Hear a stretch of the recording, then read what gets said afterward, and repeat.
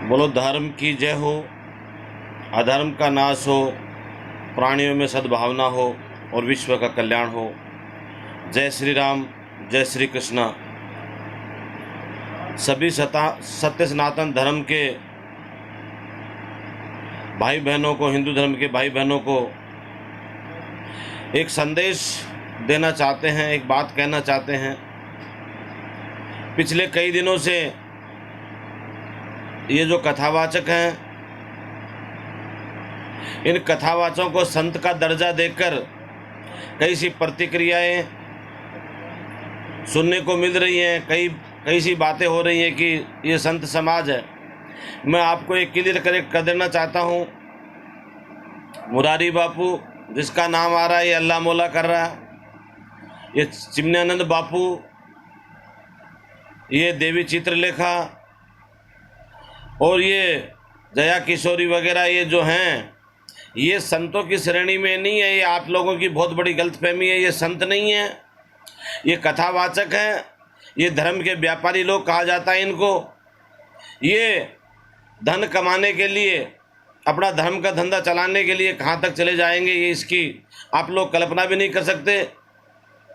ये अपनी कथा में धर्म का धंधा करने के लिए ये भगवान को कितनी बार जन्माते हैं, कितनी बार मारते हैं, कितनी बार भगवान का शादी रचाते हैं। सिर्फ इसका प्रयोजन एक ही होता है कथा में कि धर्म का धंधा कैसे किया जाए। इनको न तो सत्य सनातन धर्म के कुछ लोगों से का लेना देना है, ना ही इस देश से कोई लेना देना नहीं है, और ना ही हिंदू धर्म बचा रहे से कोई लेना देना नहीं है। इनकी दुकानदारी होनी चाहिए। ये सिर्फ भगवान के नाम पे धंधा कर रखा है और अपनी वाणी के दम पे, एक इनकी वाक चातुर्य के कारण ये लोग इस धर्म का धंधा करते हैं और लोगों को धर्म के बारे में भ्रमित करते हैं। इनको यथार्थ ज्ञान, ये अपने आप को बहुत बड़ा संत कहते होंगे मुरारी बापू, और इनकी दुकान बड़ी चल रही होगी, मगर धर्म के नाम पे हमसे बैठ के शास्त्राचार करें। हम बताते हैं कि क्या धर्म और क्या अधर्म है, क्या पाप है, क्या पुण्य है। और ये जो लोग कर रहे हैं ये सारा कुछ अधर्म ही अधर्म है। कथाओं के माध्यम से ये लोग सारी जनता को, सत्य सनातन धर्म को ख़त्म करने में लगे हुए हैं, मगर हम लोग समझते नहीं हैं। हम लोग इनकी बातों में आते हैं और इनको संत समझ बैठते हैं, इनके चरणों में गिरे रहते हैं कि पता नहीं कितना बड़ा संत है। ये सिर्फ और सिर्फ धर्म का धंधा करने वाले लोग हैं। इसलिए हम कहते हैं ये अल्लाह मौला नहीं, ये क्या कर सकते हैं इस बात की कोई आप कल्पना नहीं कर सकते हो। ये लोग इतने गिर जाते हैं धर्म का कमाने के लिए और नाम कमाने के लिए कि इनको कोई धर्म की बात समझ में नहीं आती है। इसलिए आप लोग संकल्प करिए, जो हमारे श्री राम के होते हुए 33 करोड़ देवी देवता हैं इस धर्म में,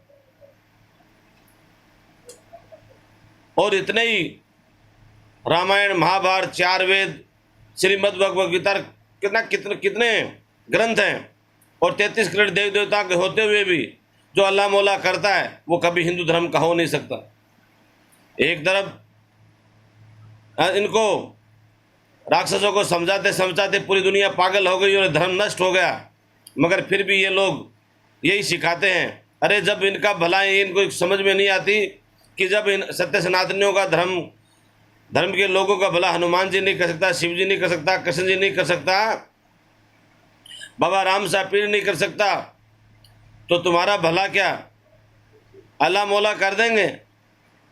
ये बात ये कह देनी चाहिए। अगर इंसानियत होती, एक बहन कहती है कि जब अजान हो तो भागवत कथा को रोक देना चाहिए क्या, और शांत होकर बैठ जाना चाहिए। ये अकल तो उनमें भी होनी चाहिए जो अजान दे रहे हैं कि यहाँ पे भगवान श्री राम की, भगवान श्री कृष्ण की कथा हो रही है, तो हमें अपनी अजान को रोक देना चाहिए, इनमें विघ्न न पड़े।